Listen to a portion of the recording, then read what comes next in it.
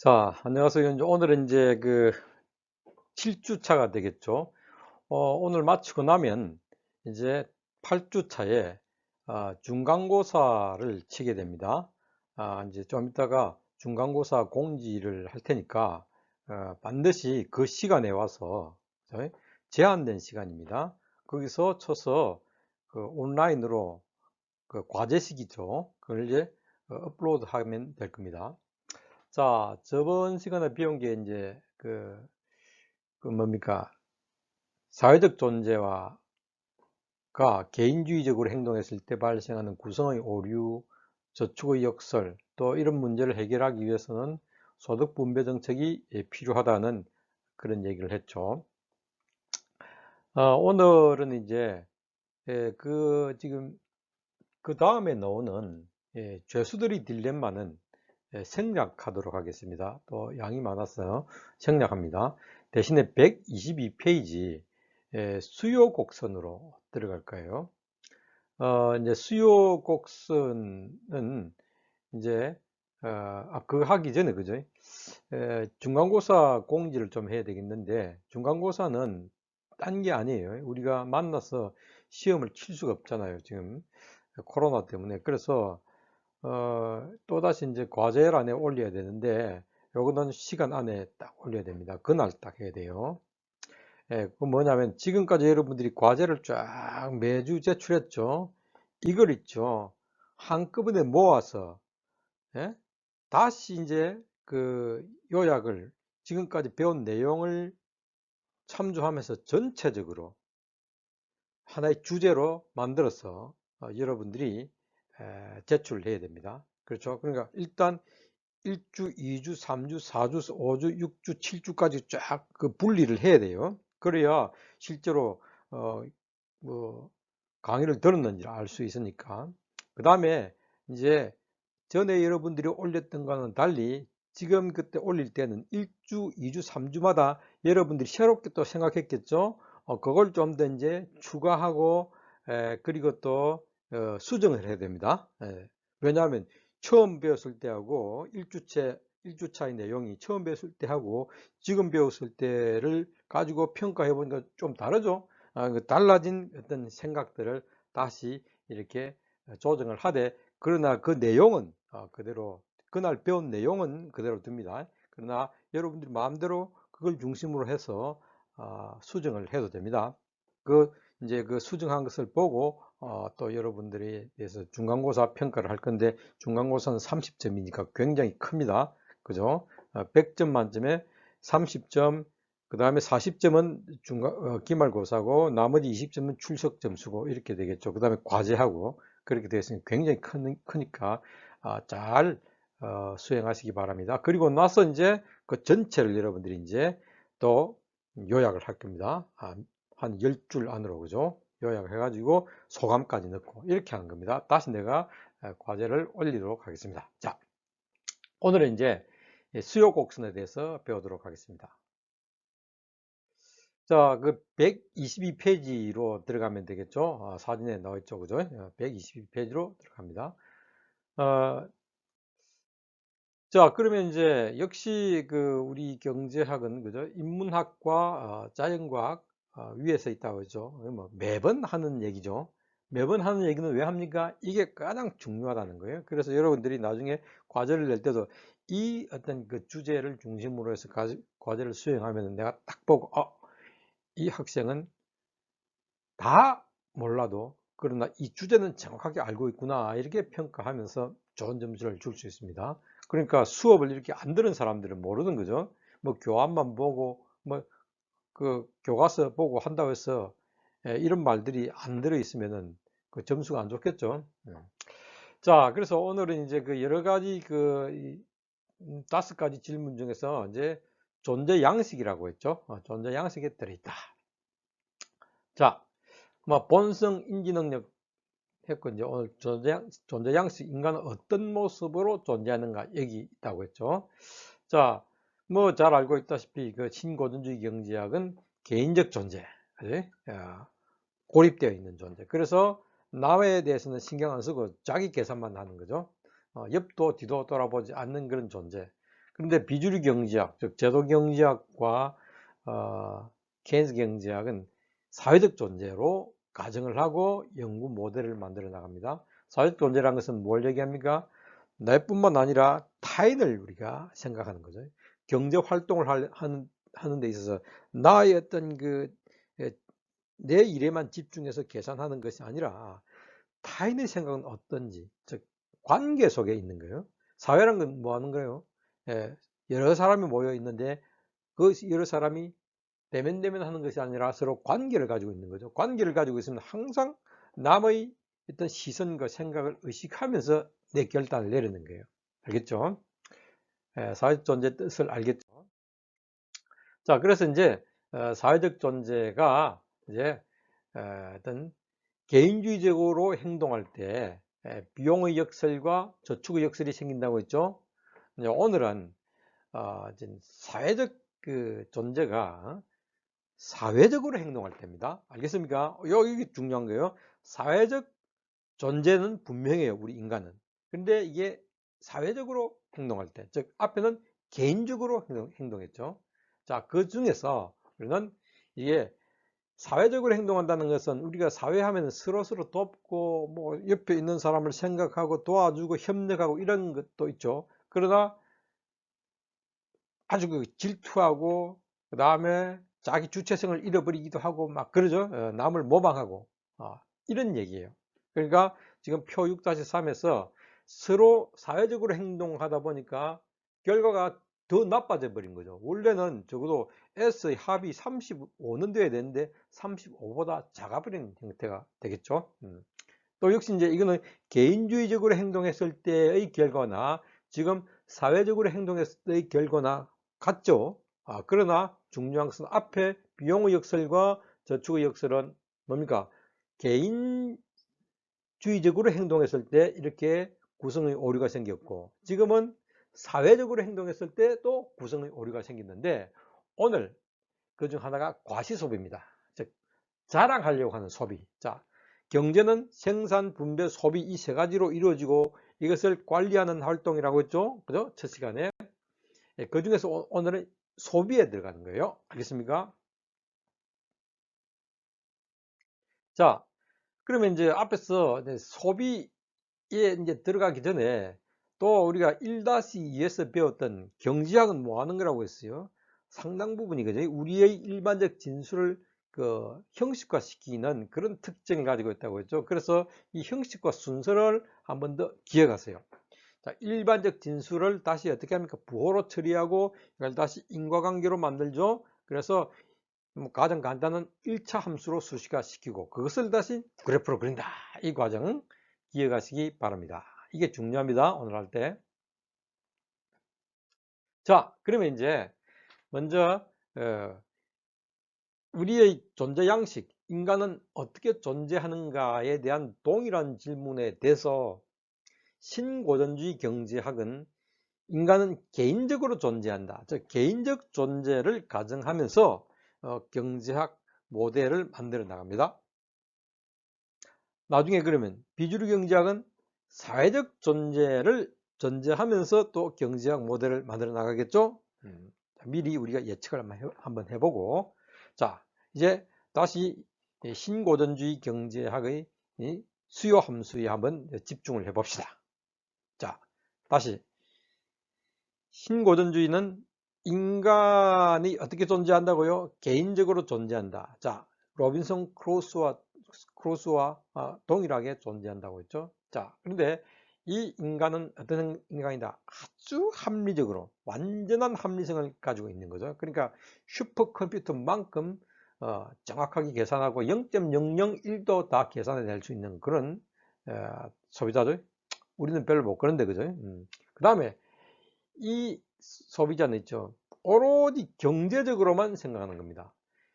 경제적으로 이익 있는가, 손실 있는가, 비싼가, 뭐 이런 것밖에 생각 안 한다는 거죠. 그 말은 나중에 나오겠지만 경제적으로 소비만 할 뿐 사회적으로, 문화적으로, 정치적으로, 즉 비경제적 요인에 대해서는 전혀 생각하지 않는다고 가정하는 거예요. 그리고 이 친구는 또 뭘 합니까? 개인주의라고 했죠. 즉 개인적 존재이기 때문에 개인의 계산에만 골몰하고 있습니다. 즉 그 말은 앞에서 잠시 얘기했지만은 타인이 어떻게 생각하는가 이거는 생각할 필요도 없어요. 니는 니대로 생각해라. 나는 내 갈 길로 갈 것이다. My way.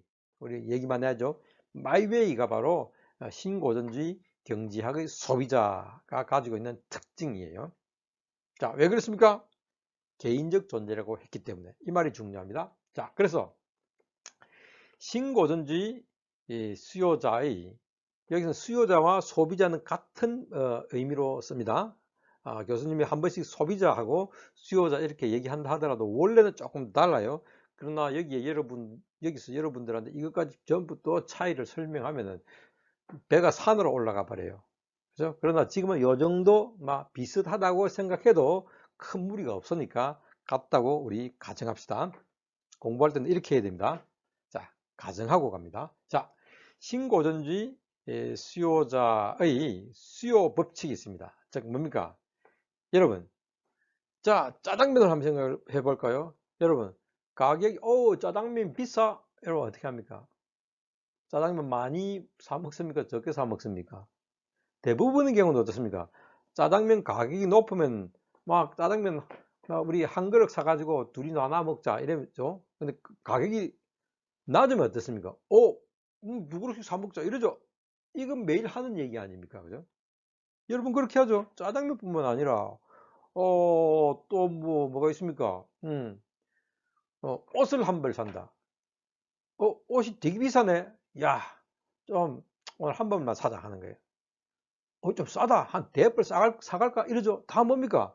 매일 하는 얘기를 우리가 쫙 정리하면 이렇게 되는 거죠. 가격이 높으면은 우리 수요는 줄어들죠. 맞죠? 그 말은 비싸면 적게 산다. 이 말이죠. 근데 싸면은 많이 산다. 이렇게 되지 않습니까? 이게 바로 뭡니까? 매일 우리가 하는 얘기고 생각이에요. 자, 이 일반적 진술을 우리는 형식화 시켜야 되겠죠? 자, 어떻게 합니까? 이걸 부호 처리했죠. 그렇죠? 가격을 P, price, 그 다음에 수요, quantity에 Q로 잡았어요. 그렇죠? 이제 화살표도 이렇게 됐죠? 됐습니까? 자, 그 다음에 부호 처리할 때 어떻습니까? 하나가 올라가니까 하나 내려갔죠. 그렇죠? 두 변수가 반대 방향으로 움직이니까 기울기는 A는 0보다 작게 되죠? 기억납니까? 이걸 이제 배웠으니까 이렇게 쉽게 활용할 수 있는 겁니다.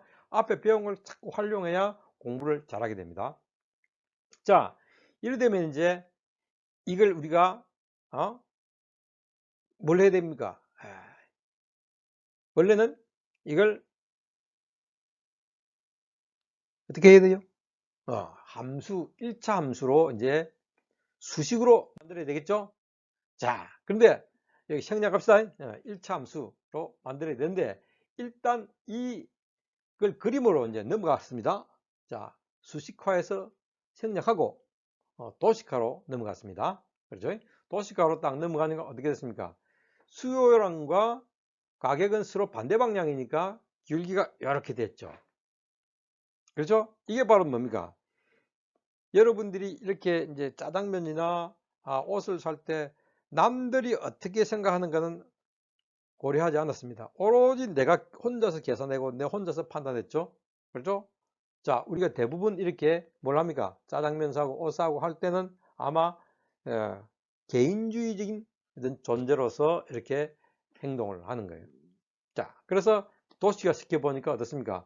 가격과 수요량이 이렇게 반대 방향으로 움직이고 있죠. 그러니까 기울기는 마이너스가 됐죠. 그리고 앞에서도 얘기했지만 어떻습니까? 이게 이 가격이 변하면은 수요량이 변하니까 가격은 바로 이 X축에 가야 되고 수요량이 Y축에 가야 그게 정상이라고 했죠. 그런데 한번 말씀드렸죠. 경제학자들은 이게 가격은 오르고 내리고 그지? 상하 이동이고 그 다음에 수요량은 뭡니까? 감소하고 늘어나고 수평 이동이기 때문에 X축과 Y축을 바꿔서 만들어 놨습니다. 이제 익숙이 됐죠? 왜 이러노? 하지 말고 이렇게 사실 뭘 상식한 거예요. 여러분들이 생각이 원래 맞는데 또 이렇게 보면 이게 또 맞는 것 같죠? 그래서 우리가 편리하게 이렇게 이제 생각한다고 했죠. 자, 일단 우리가 요약하고 넘어갈 것은 이건 뭐예요? 가격과 수요량은 무슨 관계? 예, 율기가 마이너스의 관계다. 그리고 이러한 식은 이러한 그 그림 어떻게 해서 나왔다는 거예요? 우리 인간이 개인주의적으로 존재하고 경제적으로만 생각할 때 이런 그래프가 나옵니다. 다시 말씀드려서 다시 뭡니까? 인간은 어떻게 존재하는가에 대한 인문학적 질문에 대해서 인간은 개인주의적으로 행동하고 합리적으로 행동하고 경제적 계산만 한다고 하면은 이런 그래프가 나옵니다. 알겠습니까? 그 말은 나중에 나오겠습니다. 만약에 인간은 어떻게 존재하는가 여기에서 개인주의적인 존재가 아니라 사회적으로 존재한다 하면은 이런 그래프 안 나온다는 거예요. 알겠습니까? 그걸 여러분 기억하시고 다음으로 넘어가면 되겠죠. 자, 이제 인간은 개인적 존재가 아니라 사회적 존재다 이렇게 하고 시작하겠습니다. 달라졌습니다. 뭐가? 동일한 인문학적 질문에 대해서 서로 다른 답이 나왔다는 거죠. 자, 그러면 이제 베벌레는 우리 인간의 사회적 존재의 인간이 두 가지 유형으로 나눠진다고 보고 있습니다. 자, 즉 사회적 존재는 뭡니까?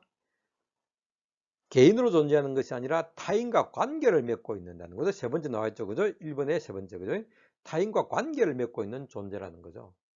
근데 자, 첫 번째 계급이 산업계급입니다. 자, 산업계급은 혁신적인 기업가 중에서 혁신적이고 건면한 기업가가 있겠죠. 그 다음에 과학기술자, 또 건면한 노동자, 사회봉사자. 이 다 뭡니까? 산업계급. 즉, 그 한간 호기심과 그 다음에 또 제작 본능, 그것도 나와서 이제 업의 본능에 충실한 이런 계급들이 되겠죠. 그래서 이 사회에 어떻게 보탬이 될까? 어떻게 하면 실용적으로 사용할 수 있는 어떤 기술이나 과학을 만들까? 이런 생각을 하겠죠. 거기 비해서 유한계급이 있어요. 유한계급. 유한은 뭐냐면 레저 클래스라고 그냥 흘러넘친 너무나 돈이 많아서 일도 하지 않고 빈둥빈둥 놀고 먹는 부자 계급들을 유한계급이라고 불렀습니다. 자, 이 두 계급이 사회적 존재라는 거예요. 타인과 서로 관계를 맺고 있습니다. 그 말은 산업계급과 유한계급이 관계를 맺고 있는 거죠. 자, 그러면 이제 유한계급으로 들어갑시다. 자, 우리가 경제활동 중에서 뭡니까? 생산, 분배, 소비요. 유한계급의 생산이 아니라 유한계급의 소비에 우리가 집중을 합니다. 이 사람들은 어떻게 소비하느냐? 즉, 소비의 목적 보통 어떻습니까? 이게 우리한테 필요하고 내 물질적인 안락을 위해서 우리가 소비하죠. 맞습니까? 옷을 왜 입습니까? 보통 춥잖아요. 보온과 그 다음에 어떤 여러 가지 벌레로부터 막아주고 이런 거죠. 이런 또 밥을 왜 먹습니까? 배가 고파서 먹는 거예요. 우리의 어떤 그 영양을 보충하기 위해서. 맞죠? 대부분의 경우 우리는 물질적 안락, 즉 실용을 위해서 실용적 목적을 충족하기 위해서 소비를 하는데 이 유한계급은 어떻게 소비하느냐? 그게 아니에요. 실용적 목적보다 남한테 자랑하려고 하는 거예요. 응? 이게 과시 소비랍니다. 그러면서 남으로부터 질투를 막 유발하게 하는 거예요. 엄청 잘 입고 다니면 우리 좀 속이 상하죠, 그죠? 그걸 보고 자기들은 고소하게 생각하는 거죠. 그 다음에 또 가능한 한 남과 차별을 두려고 하는 거예요. 너하고 같지 않아. 지질한 니들하고 같지 않아. 하면서 계속 차이를 두려고 하는 거죠. 다 뭡니까? 과시를 목적으로 소비합니다. 그 다음에 두 번째. 이 사람들은요, 값이 싸면은 소비하지 않습니다. 알겠습니까? 아까 우리는 어떻게 신고전주의 경제학에서 개인주의적 존재는 어떻게 소비했습니까? 값이 싸야 많이 샀죠. 그런데 이 사람들은 값이 싸면은 안 사. 오히려 값이 비싸야 사는 거예요. 알겠습니까? 예를 들어서 이 해운대 파라다이스 호텔에 빕스테이크가 5,000원 하면 아이고 지질한 놈들이랑 먹어. 우리는 안 먹어 하는 거예요. 그러니까 15만 원 정도 해야 사실 가면 고기 요런 거로밖에 없죠. 그래도 15만 원 하면 와, 사 먹는 거예요. 즉 그래야 가난한 너희들은 사 먹을 수가 없어. 이렇게 되는 거예요. 차별을 두고 그다음에 돈을 많이 쓰면서 자랑하는 거죠. 알겠습니까? 이 거짓말 아니죠? 부자들은 다 과실을 목적으로 소비합니다. 그러니까 바로 비싸야 많이 삽니다. 즉 다시 말해서 싸야 많이 사는 것이 아니라 비싸면 비쌀수록 많이 사는 거죠. 여러분 부자가 안 되면서 모르겠죠? 나도 그 정도 부자가 아닌데 이제 교수님은 이 사람들을 연구를 하기 때문에 이 행동을 잘 알게 된 거예요. 자, 이런 걸 뭐라 부릅니까? 금전적 기호교율이라고 부릅니다. 즉 돈에 따라서, 돈의 액수에 따라서 그 상품에 대한 가치를 부여하는 거죠. 즉 다시 말씀드려서 상품에 대한 가치가 좋기 때문에 가격을 많이 지불하는 것이 아니라 가격이 높기 때문에 더 좋다고 생각하는 거죠. 자, 이게 금전적 기호 교율입니다. 이렇게 소비한다는 거예요. 누가? 유한계급은. 근데 중산층 어떻게 하느냐? 유한계급이 어떤 그 기준을 딱 마련해 놓으면은 그 기준에 추종하려고 하는 거예요. 나도 저 사람하고 되고 싶어. 즉 정체성을 형성하기 위해서. 그러다 보니까 중산층도 무슨 소비를 합니까? 실용적 소비를 하지 않고 모방 소비를 합니다. 자, 이것도 뭡니까? 남을 고려하는 거죠. 아까 과시 소비도 남을 고려하면서 소비했죠. 그래서 사회적 소비고, 응? 중산층도 바로 남을 고려하면서 따라 하려고 하잖아요. 이것도 역시 사회적 소비예요. 중산층은 다시 모방 소비를 합니다. 그러면 저소득층은 어떻게 합니까? 자, 중산층이 소비하고 있으니까 내가 이거 따라 소비하지 않으면 자꾸 남이 나를 보고 있거든. 원치 않는 주목을 피하기 위해서 어쩔 수 없이 소비를 합니다. 즉 공포 소비를 하는 거예요. 다 뭡니까? 남의 눈을 의식하는 거죠. 자, 세 가지가 다 어떤 특징을 가지고 있습니까? 타인의 시선, 즉 사회적 관계에 주목을 하는 소비입니다. 이 경우에는 실용성, 경제성과는 전혀 무관합니다. 별로 필요 없고 비싸다 하더라도 어떻습니까? 과시하기 위해서 소비하고, 저 사람하고 닮아야지 하면서 비싸지만 소비하고, 그 다음에 큰일 날네. 내가 안 입으면 막 쫓아내겠지. 니 뭐야 이만 뭐 지질하게 바보처럼 이렇게 유행에도 뒤떨어지고 이런 욕을 하겠지 싶어서 또 하는 거예요. 다음 뭡니까? 실용성과 경제성과는 전혀 무관한 소비입니다. 결국 뭡니까? 가격이 높아야 소비합니다. 알겠습니까? 비싼 걸 소비하는 거예요. 싼 거는 소비하지 않습니다. 그러고 보니까 유한계급만 사회적 소비를 하는 줄 알았는데 알고 보니까 모두 다 사회적 소비를 하는 거예요. 알겠습니까? 우리 모두가 이렇게 소비를 하고 있다는 겁니다. 자, 사회적 소비를 한다. 그러나 계급, 계층별로 목적은 약간씩 다르다. 하나는 과시, 그 다음에 하나는 모방, 하나는 공포. 그러나 총체적으로 이건 다 과시 소비다. 사회적 소비다. 알겠죠? 자, 보시죠. 이게 이제 부자들 젠틀맨 클럽이에요. 이 사람들은 이제 재벌 2세, 3세들이 모임입니다. 이거 그냥 진짜 사진이에요. 이 사람들이 쫙 이제 무슨 옷을 입는 거죠? 그러면 따라 하겠죠? 맞아요? 자, 자, 보십시오. 이게 루이비통이죠? 딱 앞에서 그 사람들이 루이비통을 딱 사니까 전부 따라 하는 거예요. 그렇죠? 우리 그렇게 살고 있어요. 자, 밑에 한 1, 2년 전이가 여고생들 뭘 입고 있습니까? 전부 롱패딩 까만, 나는 볼 때 이게 막인 줄 알았어요, 다들. 다 이렇게 지금. 왜?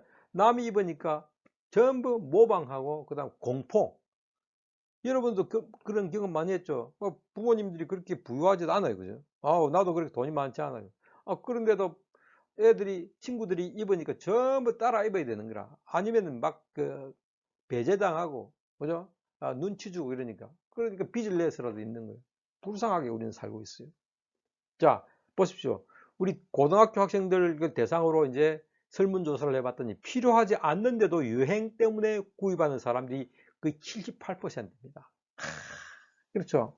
필요하지 않아요. 그런데도 구매합니다. 왜? 사회적 소비하는 거예요. 우리 모두가. 자, 모방하기 위해서 또 두려워서 소비하는 거예요.